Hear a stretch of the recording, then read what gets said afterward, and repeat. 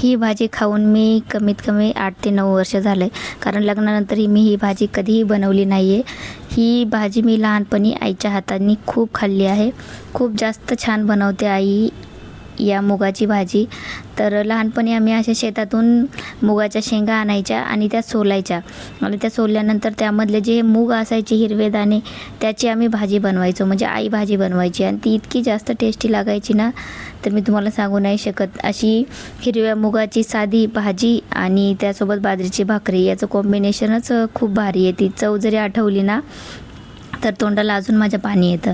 तर सगळ्यात अगोदर हे हिरवे मी मुगाच्या शेंगा सोलल्या आणि त्यातूनही हिरवे मूग काढले ताजे ताजे, आणि त्याच मुगाला अगोदर कढईमध्ये छान असं खरपूस आपल्याला भाजून घ्यायचं आहे.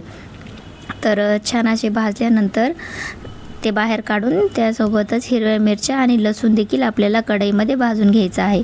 आणि हिरव्या मिरच्या लसूण कढईमध्ये भाजला की हिरवी मिरची लसूण आपल्याला मिक्सरमध्ये आबडधोबड बारीक करून घ्यायचं आहे. त्यानंतर कढईमध्ये थोडंसं तेल टाकून त्यामध्ये आपल्याला जिरे आणि हिंग घालायचे आहे, आणि एक कांदा घालायचा आहे बारीक साईजचा, आणि कांदा एकदम बारीक आचेवर मंद आचेवर परतून घ्यायचं आहे छान गोल्डन होईपर्यंत.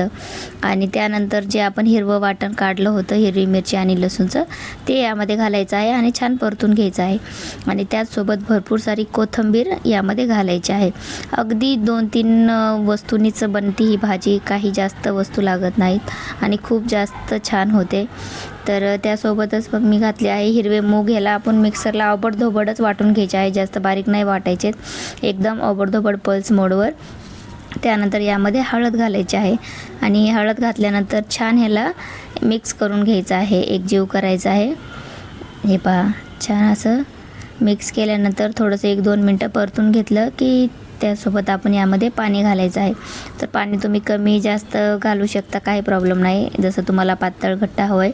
तर मी थोडीशी पातळ करणार आहे, तर मी मिक्सरचे 2 भांडे यामध्ये पाणी टाकले, अर्धे. तर हे पहा, त्यानंतर चवीनुसार मीठ घालायचं आहे, आणि एक मीडियम टू लो फ्लेमवरती एक 5 ते 6 मिनिट याला शिजवायचं आहे. तर हे पहा, 5 ते 6 मिनिटं शिजवल्यानंतर परत मी थोडंसं अजून 3 ते 4 मिनिटं शिजवलं आहे. आणि पहा, आपली ही छान अशी हिरव्या मुगाची भाजी. त्यानंतर यामध्ये थोडंसं दाण्याचं कूट घालायचं आहे, शेंगदाण्याचं कूट. हे मी ओबडधोबड उकळीमध्येच कुटून घेतलं आहे, मिक्सरला नाही बारीक केलं.